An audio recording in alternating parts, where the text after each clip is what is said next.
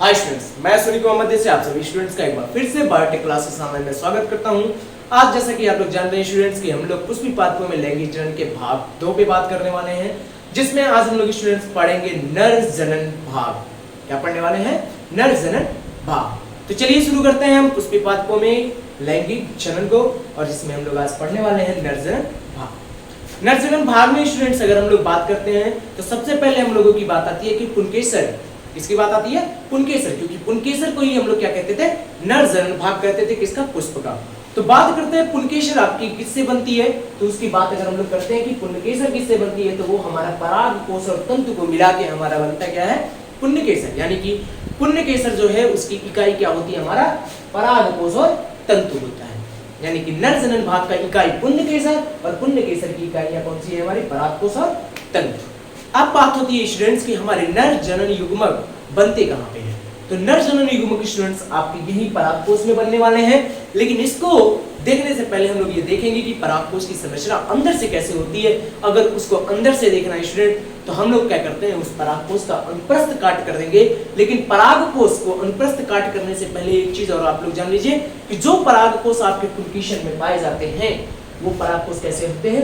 द्विपालित होते हैं। द्विपालित का मतलब ये 2 पालियों में बटे होते हैं, एक के ऊपर एक ऐसे लगा होता है, और इसी को हम क्या कहते हैं? द्विपालित पुंकेसर या परागकोश के नाम से जानते हैं। तो ये परागकोश हमेशा कैसा रहेगा? आपका द्विपालित होगा।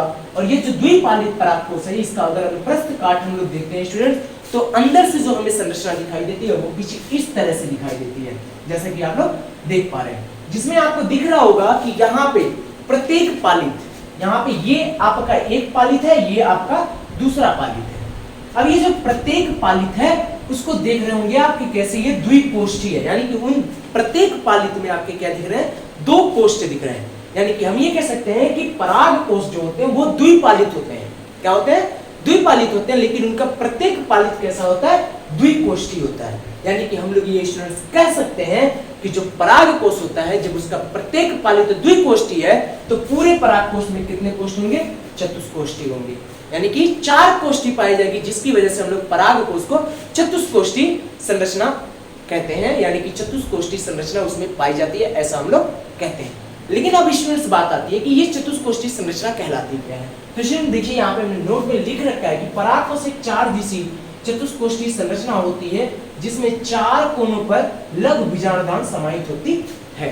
अब देखिए स्टूडेंट्स, आपको पता है कि जो परागकोश है, जो परागकोश है, ये परागकोश कैसे है? 4 दिशी चतुष्कोष्ठी संरचना है। मतलब 4 दिशाओं में ये चतुष्कोष्ठी 4 कोष्ठ की संरचना होती है, जिसके चारों कोनों पर, जिसके चारों कोने पे, देखिए इस कोने पे, इस कोने पे, इस कोने पे, इस कोने पे आपकी क्या समाहित होती है स्टूडेंट्स? लघु बीजाणुधान। क्या समाहित होती है? लघु बीजाणुधान। अब बात होती है स्टूडेंट्स हमारे इसी लघु बीजाणुधान में हमारा क्या बनने वाला है? परागकण बनने वाला है। क्या बनने वाला है?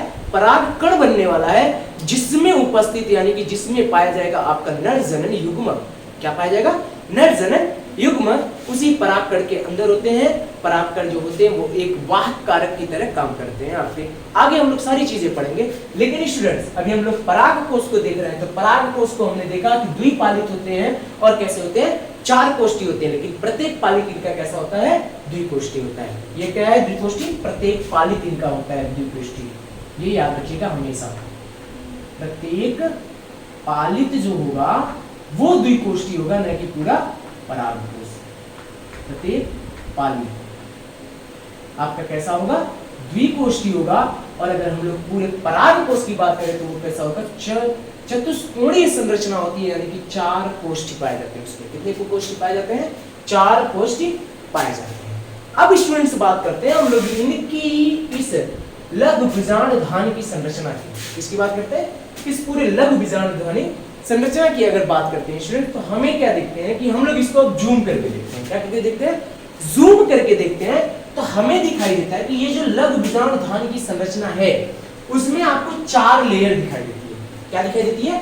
4 लेयर दिखाई दे रही है। आप देख रहे हो, एक येलो से है, उसके अंदर रेड है, उसके अंदर जो खाली जगह है, और उसके बाद ब्लू कलर है।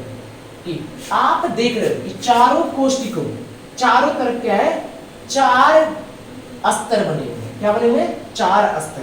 और ये 4 अस्तर जो हैं ये कई कोशिकाओं से मिलकर एक ऊतक का निर्माण किए हुए हैं, तभी तो ये अस्तर के रूप में हमें दिखाई दे रहा है, यानी कि एक के ऊपर एक की परत के रूप में दिखाई दे रहा है। तो हम कहते हैं स्टूडेंट्स कि ऊपर वाली जो आपकी सबसे बाहरी परत होती है उसे हम लोग स्टूडेंट्स कहते हैं क्या, अंतस्त्वचा। क्या नाम देते हैं, अंतस्त्वचा।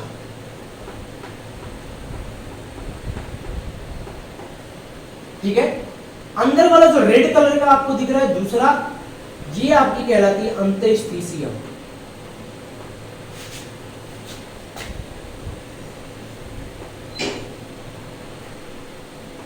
अंतस्थिसियम।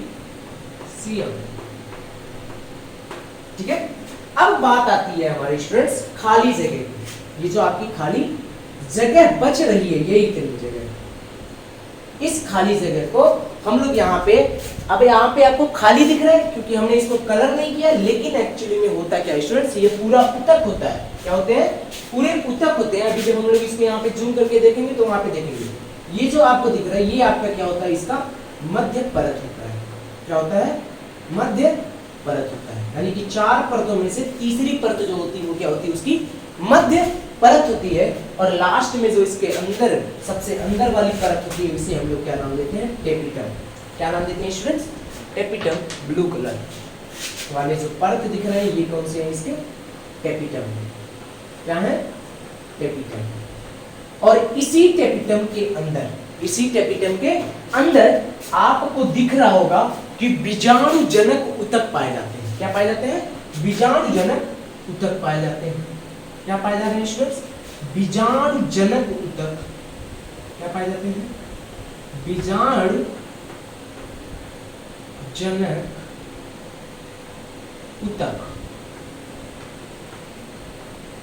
ठीक है, यही बीजाणु जनक ऊतक जो है यही बाद में हमारे पराग कणों में परिवर्तित होते हैं। लेकिन स्टूडेंट्स अगर इन चारों पार्टों की, इन चारों परतों की अगर हम लोग बात करें, इन चारों परतों को अगर हम लोग जूम करके देखें तो आपके एनसीईआरटी में एक फिगर दिया है कुछ इस तरह से, जैसे कि आप लोग देख सकते हैं।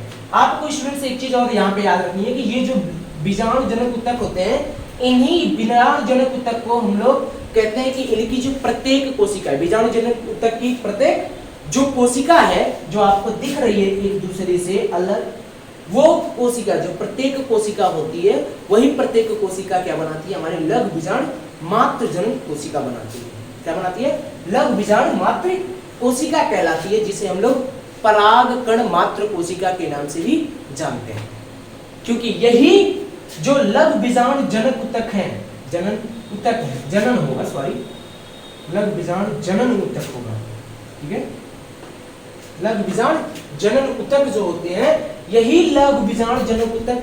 अब क्योंकि ये ऊतक है तो बहुत सारे कोशिकाओं से मिलके बने होंगे, तो इनकी जो प्रत्येक कोशिका होती है, जो प्रत्येक कोशिका होती है वो प्रत्येक कोशिका लघु बीजाणु मात्र जनक कोशिका की तरह हमको दिखाई देती है या उसकी तरह कार्य करती है। यानी कि वही कोशिका के अंदर आपके क्या पाए जाते हैं, लघु बीजाणु मात्र कोशिकाएं पाई जाती हैं, और वो कोशिकाएं ही आगे चल के क्या करती हैं, हमारे पराग कणों में परिवर्तित होंगी। आगे हम लोग देखेंगे कि जब रन जनक ऊतक का निर्माण करेंगे तो वहां पे हम लोग यही देखेंगे कि ये जो लघु बीजाणु मात्र कोशिकाएं हैं ये कैसे परिवर्तित होती है हमारे पराग कणों में अर्धसूत्री विभाजन के द्वारा। अब बात आती है स्टूडेंट कि अगर हम लोग इस माइक्रोस्पोंजिया को, यानी कि जिसे लघु बीजाणु धान, ये आपका क्या है, लघु बीजाणु धान की संरचना है। क्या है यार, लघु बीजाणु धान की संरचना है। ये किसकी संरचना है आपकी, लघु बीजाणु धान। क्या है ये संरचना, ठीक है स्टूडेंट्स। अब ये जो लघु बीजाणु धान की संरचना आपको दिख रही है, ये संरचना का अगर हम लोग प्रत्येक परत जो दिख रही है उस प्रत्येक परत को बहुत ही नजदीक से देखना चाहें या उसके बारे में हम लोग देखना चाहें तो हम लोगों को क्या करना पड़ेगा, इसकी कुछ परतों को हम लोगों को माइक्रोस्कोप से देखना पड़ेगा। आपके एनसीईआरटी में दिया गया एक स्ट्रक्चर ये है। ये स्ट्रक्चर कुछ नहीं है स्टूडेंट्स, ये क्या है, इसी लघु बीजाणु धान की इतनी सी जो है स्ट्रक्चर को, इतनी सी जो संरचना है उसी को माइक्रोस्कोप से देखा गया। और इसको माइक्रोस्कोप से जब देखा गया या उसको माइक्रोस्कोप से जब देख रहे हैं तो यहाँ पे आप देखिए अंतःत्वचा जो है इसकी प्रत्येक कोशिका आपको नजर आ रही है। क्या आ रही है? प्रत्येक कोशिका आपको नजर आ रही है, यानी कि अंतःत्वचा जो है वो ऊतक है और जिसकी प्रत्येक कोशिका आपको नजर आ रही है। फिर आपको दिख रहा है कि उस अंतःत्वचा के नीचे आपका दूसरा परत बना हुआ है जिसे हम लोग क्या कहते हैं? अंतःस्थितियम कहते हैं। और फिर उसके अंदर आप देख रहे हो कि दो परतों की लाइनिंग आपको दिख रही है मध्य परत की, क्योंकि आपको यहाँ पे भी दिख रहा है कि ये गैप जाते हैं, इनसे ये गैप जाते हैं। तो जो मध्य परत की हमारी कोशिकाएं दिख रही हैं आपको, एक एक कोशिका को आप देख सकते हो मध्य परत की। और उसके बाद आपको पता है कि हमारा जो कौन सा कलर चालू हो जा रहा है, येलो ब्लू वाला, तो ये ब्लू वाला कलर हमारा क्या कहलाता है? टेपिटम की परत कहलाती है। क्या कहलाती है? हमारी टेपिटम की परत कहलाती है। और ये जो टेपिटम की परत है, इस टेपिटम के परत में ही आपको रेड कलर के जो बिंदी दिख रही है या बिंदु जो दिख रहे हैं, यही बिंदु आपके क्या है? जो यहाँ पे लघु बीजाणु मात्र कोशिका से नाम से जाने जा रहे थे, वही लघु बीजाणु धानी आपके सभी कोशिकाओं में देखने को मिल रही है टेपिटम की, इसके टेपिटम की। अब बात आती है स्टूडेंट कि हमारा परागकण कहाँ बनता है। अगर मान लीजिए हमने ये पूरी संरचना परागकोश की देख ली है, परागकोश का एक एक संरचना को हमने पूरी तरह से देख लिया, यानी कि नर जनन भाग को हमने देख लिया, यानी कि पुण्य केसर की संरचना के बारे में हमने देख लिया। हमने इसमें क्या क्या देखा, अगर उसकी हम लोग एक बार समरी देखें तो इसमें हम लोगों ने देखा कि जो हमारा पुण्य केसर होता है, यानी कि पुष्पों का जो नर जनन भाग होता है वो दो भागों से मिलकर बना होता है। एक परागकोश होता है और एक क्या होता है उसका तंतु, या उसे हम डंठल के नाम से भी जानते हैं। दूसरी बात इसमें हमने देखी कि जो परागकोश है वो कैसे हैं? द्विपालित है। और प्रत्येक पालित जो है परागकोश का वो कैसा है? द्विकोष्ठीय है, यानी कि प्रत्येक पालित में जो है दो कोष्ठ दिखाई दे रहे हैं। यानी कि हम लोग पूरे परागकोश की अगर बात करें तो वो पूरा परागकोश कैसा होगा? हमारा चतुष्कोष्ठी होगा। ठीक है, क्योंकि परागकोश चार कोणीय संरचना है, तो जिसमें हम लोग देखते हैं कि इसके चारों कोने पर क्या समाहित होती है? लघु बीजाणुधान समाहित होती है। अब बाद में हम बात करते हैं कि अगर उस लघु बीजाणुधान की बात करते हैं तो हम लोग देखते हैं कि जो इसके लघु बीजाणुधान बनती है वो आपकी चार परतों से मिलकर बनी होती है। कितने परतों से? चार परतों से मिलकर बनी होती है। जो सबसे बाहरी परत आपकी इस लघु बीजाणुधान में पाई जाती है वह आपकी अंतःत्वचा है। उसके नीचे यानी कि ऊपर से जो अंदर की तरफ दूसरी परत पाई जाती है वो हमारी होती है अंतःस्थितियम, और ऊपर से तीसरी जो हमारी परत पाई जाती है उसे हम लोग क्या कहते हैं? मध्य परत कहते हैं। और उसके बाद आखिरी और सबसे आखिरी यानी कि चौथी परत जो होती है हमारी वो क्या होती है? टेपिटम होती है। और ये जो टेपिटम होता है उसके अंदर हमारा क्या पाया जाता है स्टूडेंट्स? लघु बीजाणु जनन ऊतक पाए जाते हैं। और ये लघु बीजाणु जनन ऊतक क्या करते हैं? इनकी जो प्रत्येक कोशिका होती है, इनकी जो प्रत्येक कोशिका होती है, इसकी प्रत्येक कोशिका एक मात्र जनन कोशिका की तरह रूप में दिखाई देती हैं या कार्य करती हैं, जिससे कि वही कोशिकाएं आगे चल के हमारे परागकणों का निर्माण करती हैं। इतनी चीजें हम लोगों ने देखी आपके नर जनन भाग में। आगे हम लोग स्टूडेंट्स देखने वाले हैं कि ये जो बीजाणु जनक ऊतक की जो लघु बीजाणु मात्र कोशिकाएं हैं ये कैसे आपके परागकणों में परिवर्तित होगी। तो देखते रहिए स्टूडेंट्स पार्टिक क्लासेस के सभी लेक्चर्स। और आगे के आपके पता ही है कि हर शाम 6 बजे आपके क्लास 12th की लेक्चर्स लगी होती है। आप लोग उसे प्री लाइव देख सकते हैं, जिसमें आप लोग कमेंट के सहारे आप हमसे बात कर सकते हैं, अपने क्वेश्चन पुटअप कर सकते हैं उस रिलेटेड जिस रिलेटेड टॉपिक की वीडियोस पड़ी होगी। और चीज़ें स्टूडेंट्स आप लोग इस वीडियोस को अपने दोस्तों के साथ शेयर करिए, जिससे कि उन्हें भी आपकी तरह उन्हें भी क्या हो इस वीडियोस की फायदे मिल सके। और स्टूडेंट्स हमारे चैनल को सब्सक्राइब करिए, वीडियोस को लाइक करिए, क्योंकि स्टूडेंट्स आपके चैनल को सब्सक्राइब करने से और वीडियोस को लाइक करने से हमें एक बहुत बड़ी अचीवमेंट की अनुभूति होती है, जिससे कि हमें लगता है कि मेरे बनाए हुए वीडियोस कुछ बच्चे देख रहे हैं और जिन्हें वो पसंद आ रही है, तो हमें और वीडियोस बनाने की ताकत मिलती है। तो कृपया करके वीडियोस को लाइक करना ना भूलिए स्टूडेंट्स।